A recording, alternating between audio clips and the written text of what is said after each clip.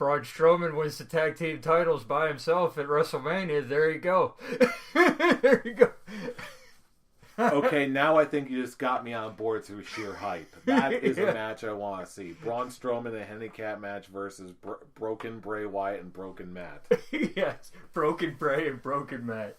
Yes. Make it happen, WWE. Yes. But first things first, of course, we need to get through WrestleMania, and of course, we need to cover this past pay-per-view that just occurred. We're talking about WWE Fastlane. The pay-per-view that was. So let's get right into it, starting with the kickoff match with Breezango and Ty Dillinger defeating Mojo Rawley and Shelton Gable. Shelton Gable, huh? Shelton Gable, yes. I guess we could call them that.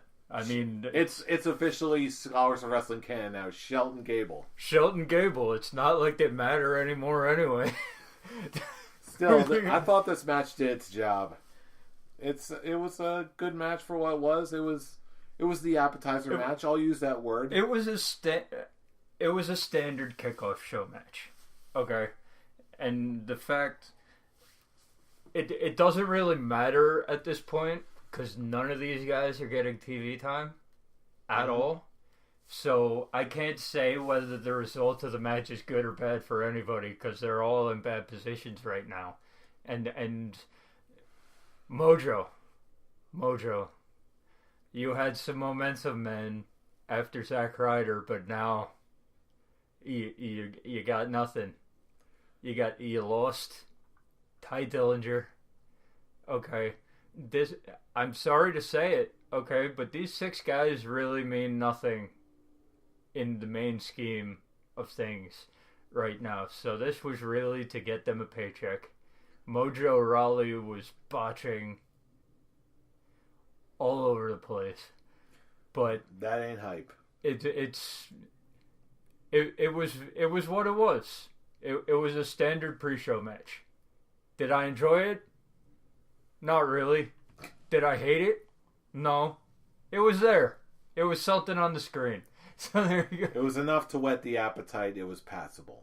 For what it was. It was perfectly acceptable wrestling, and I got to make fun of Mojo Rawley, so that's always a plus.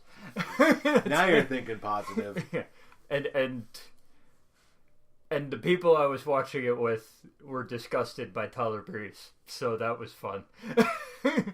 Oh, was it delight? They're not very big fans and think Breezango is stupid. I was watching with casuals. Oh, you can't win them all. So as always, okay, as much as I love watching with my wrestling smarks and the people that I talk wrestling with all the time, it's always fun to get a casual's perspective on things. Fair enough. And they thought this match was dumb. And they don't like Breezango, but they did laugh when he got on when Gable was on his knees in the wrestling position and Tyler Breeze didn't know what to do, so he started riding him like, "What are you doing? What are you doing?" That was fun. What are you doing? That was fun, but that's what I can say about this match. It was a fun little thing. It sure was a thing. Yeah. It was a thing. It was their standard pre-show match. Let's get on to the standard operating procedure. Yes, let's move on to the actual show this time. Talking about Shinsuke Nakamura going over Rusev in a match that I think we all saw the result of coming. First of all, Aiden English has his voice back. Glorious day! Oh boy! Glorious Rusev day! Second of all, we knew what this match was about. Mm-hmm. It was about giving Shinsuke Nakamura something to do. Okay. While giving Rusev a chance to show that he could hang. We all know that Rusev can hang. But the WWE always wants more proof. And this match gave them plenty. Okay? Because one thing about Shinsuke, whether you like him whether you've liked his run in the WWE so far or not, he's made his opponents look like gold. Mm-hmm. Or tried to, in the case of Jinder Mahal. Well, there's only so much one mortal man can do. Yes. And he made Rusev look like a beast in this match. It was very good. Both guys looked really good. There were a couple times where I believed that Rusev could actually win. And even though we knew that he wasn't going to, if you can make me believe there's a chance in a match where I thought going in that Nakamura was 100% winning, if you make me feel like there's a shot that the other guy can win, you've done your job. And that pretty much sums it up, and my experience watching the match too. That was one of those cases where we all knew going in who was going to win, or at least who was supposed to win, in all likelihood. But when I was watching the match, they instilled the slightest bit of doubt in me. Like, Rusev could actually possibly pull this out.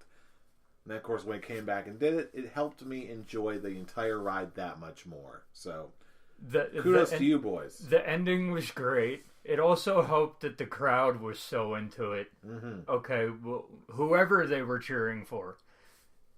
But it was nice to see.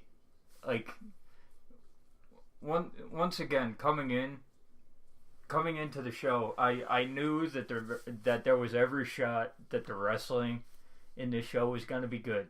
Mm-hmm. Okay, I just didn't see how it was going to get us anywhere in the build-up to Fastlane. Okay, some things happen later on in the show that we'll talk about, but as for the wrestling, this match did what it was supposed to do, and that's the highest praise I can give it. Yeah, this one definitely delivered a little bit more than I was expecting, honestly, and that's coming from someone who loves Nakamura. But yeah, it gives this one honestly gives me a lot of hope for both guys going forward. And have you seen what Rusev's doing on social media with the challenging celebrities to come in and face him? He's gotten 2 acceptances and 1. That guy's scary. Stop pulling my name out. Stephen Amell said, "Stop putting my name into consideration. That guy scares me." That, and apparently I had a bunch of my friends retweeting Macaulay Culkin's acceptance of his challenge. Macaulay Culkin accepted the challenge. Rusev said, "I'm not gonna hit Kevin McAllister or Richie Rich," and Macaulay Culkin, in possibly the greatest comeback ever, said, "It's all right. I was gonna be doing all the hitting anyway." I'm like, damn. Macaulay Culkin can trash talk. Shots fired, Kevin McAllister. And also the dude from Pitch Perfect, Skylar Astin. Yeah, I've never seen any of those movies. Well, he accepted the challenge, and Rusev said, "Aiden English can sing better than you. Oh, snap. Lana can dance better than you. And I can moshka." Oh, man. Rusev, I hope whatever happens to you, Rusev, I hope you get something good at WrestleMania. Rusev is a national treasure on social media. That's all I gotta say. The Bulgarian Brute is an American national treasure. Yes. There, I said it. But anyway, speaking of national treasures, let's move on to what I personally consider to be the biggest surprise of the night. And that is Randy Orton defeating Bobby Roode to become the new United States champion. Remind me, did you predict... I predicted that Bobby Roode would retain because of Jinder Mahal's shenanigans. This was basically the match that gave Scarlett Tarek the win. Mm-hmm. Okay. Which, kudos. Kudos. You're gone, so I'm gonna be nice. Kudos. If we must. It's not like it matters because it's Fastlane. It's a nothing pay-per-view, but hey. Take whatever win you can because WrestleMania is coming soon. Oh, yes, it is. But First of all, I thought this match went on a little too long. Mm-hmm. Okay. And I'm not gonna say it was a surprising result because in a match with Randy Orton in it, you can never count him out. Mm-hmm. Okay, there's always a shot he'll win.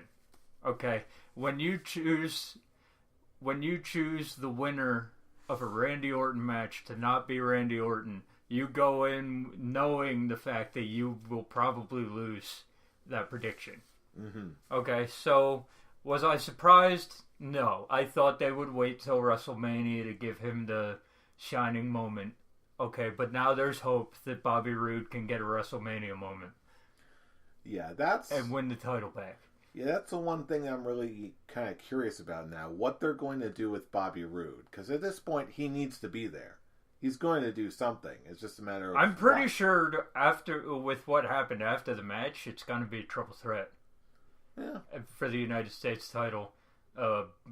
Randy Orton face, Bobby Roode tweener, and Jinder Mahal heel. But as I said, this was pretty good. Okay, there were no discernible botches or anything like that. I just think the problem with this show was that they didn't have enough for me to fill a 3-hour broadcast. Therefore, every match went a little bit longer than it probably should have. I can definitely see that. Okay, and this was a plain example of it. Okay, this went about 5 minutes too long. I started getting bored at the end of it. And, yeah, far from bad. A Randy Orton match, other than that Punjabi prison bullshit, is rarely bad. He rarely has a just flat out bad match. This one just never got me invested because this match needed to be about 15 minutes long. It went 20. And that takes some points off. I started getting bored at the end. And then it's like, oh, Bobby Roode goes up to the second rope. Oh, I know what's coming now. So that's it. So guilty. Yeah. Yeah, this... When are people going to learn you don't climb the ropes after about 10 minutes into a match? You climb the ropes after 10 minutes, you're getting an RKO off the rope. Hey, to be fair, he is a relative newbie in the world of WWE, so maybe he'll learn his lesson at WrestleMania? Maybe? It's possible. Or Jinder Mahal will take it. A far more likely and a far more delightful scenario. Jinder Mahal takes it. Bobby Roode kicks Randy Orton out of the ring, steals the pin. Then we have going into a heel turn Bobby Roode because Bobby Roode is better as a heel. That's acceptable to me. Everybody knows this. Speaking of heels, moving on to our next match, we've got the team of Natalya and Carmella defeating Becky Lynch and Naomi, which logically made perfect sense. I'm not saying that it didn't make sense, but that closing, that ending was messy as hell, man. That was bad. I mean, it was fine for like the first 5 minutes. It was fine, and then it kind of got slow and plodding for 2, and then the last minute was just god awful. It was bad, man. Yeah, this is one of those matches where I honestly don't remember too much about it for whatever weird reason. I can't explain why. You don't remember a lot except the ending where every move was botched. All of it. The last minute and a half of the match was basically botch after botch after botch after botch.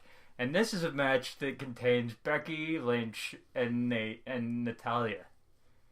Okay, so when everybody's botching, it's something to see. I'll tell you that. Woof. Yeah, granted, the whole booking scene seemed to portray this whole show as just really an afterthought.